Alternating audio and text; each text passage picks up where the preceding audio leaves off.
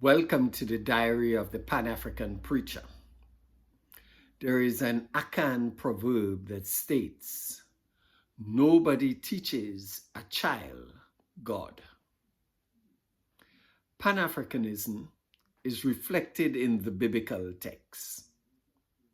This is discernible if one is prepared to identify the Black and African presence in the Bible.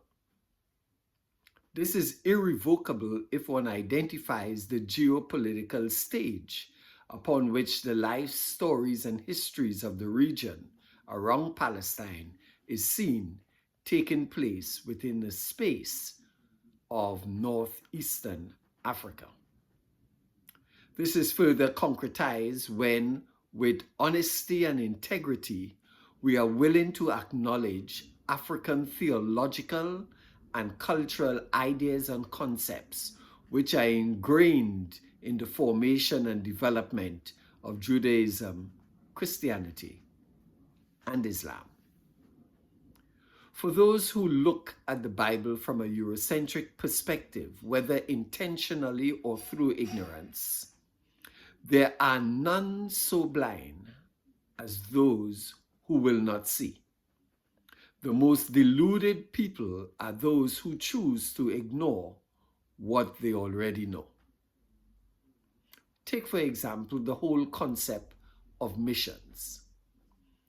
This has been locked into a Eurocentric framework shaped by Europeans traveling during the colonial era with the likes of David Livingstone and Alexander Mackay.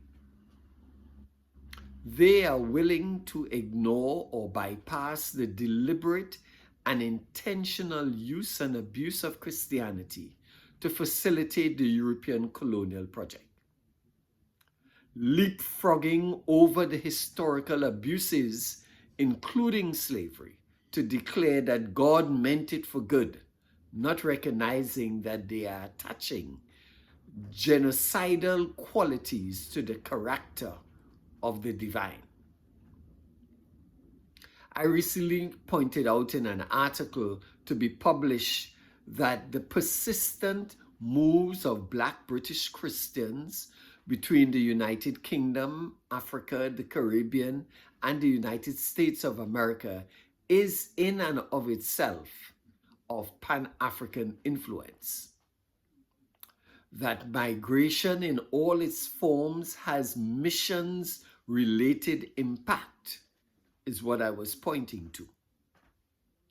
Some of those who have eyes to see but will not see are horrified that I could imply that migration can be classified as missions. So when Europeans do it, or when we do it as Europeans did, it's mission. When we walk the Sahara and swim the English Channel or fly from Entebbe Airport, it is not missions, but immigration, legal or illegal. Early Pan-Africanists such as Alexander Walters, Martin Delany, Alexander Cromwell, and Edwin Blyden, and even Marcus Garvey all pointed to Psalm 68 verse 31 to 33, containing their Pan-African missiological promptings.